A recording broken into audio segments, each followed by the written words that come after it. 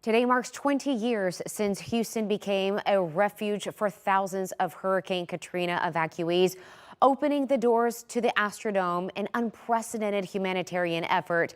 KPRC2's Andy Sirota looks back at those pivotal days through the eyes of former Harris County Judge Robert Echols, who helped lead the local response, and a New Orleans pastor who found not just shelter in Houston, but a renewed sense of hope.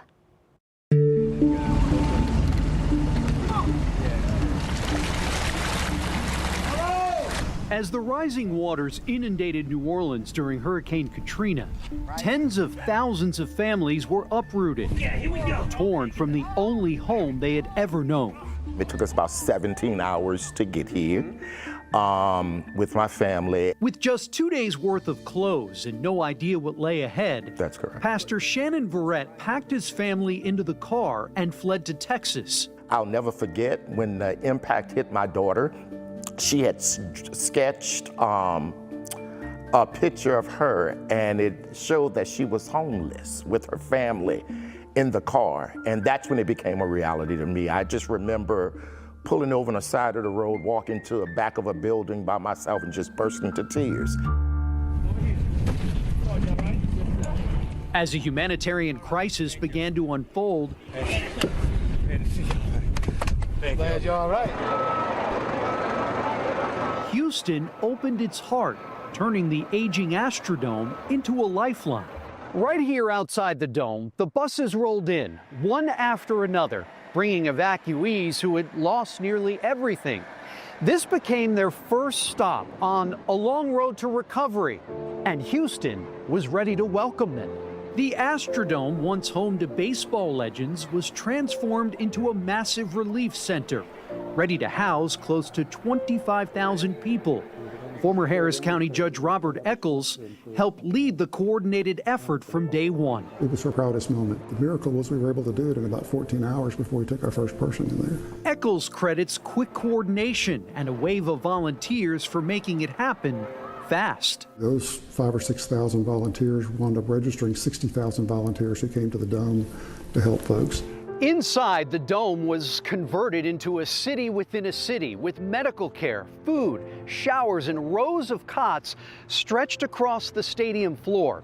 It wasn't home, but for many, this was the first place they had felt safe, seen, and supported after days of fear and uncertainty. Did you feel welcomed by the Houston community? Yes, I did, and I'm glad about that. Though he never stayed there, Pastor Verrett, like so many evacuees, relied on the Astrodome as a hub for urgent services, from medical care to basic necessities. We ran out of prescription medication, so we were able to get that.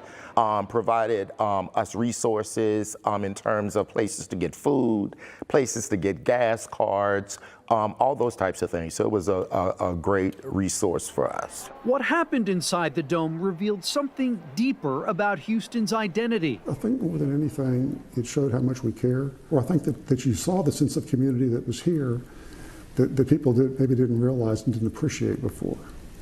And I think that same sense of community exists today. It's an open community. For Pastor Verrett, who now calls Houston home, Katrina was a turning point, one that reshaped his life and deepened his purpose. Our motto here at Houston Franklin Avenue is that we're a church that loves on people. That's our greatest gift. Today, the Astrodome is quiet, but for many Houstonians, it echoes with memories of compassion, resilience, and humanity.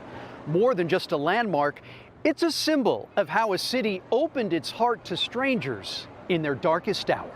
And 20 years later, the dome still stands as a reminder that in Houston, when neighbors are in need, there are no strangers. Andy Sirota, KPRC 2 News.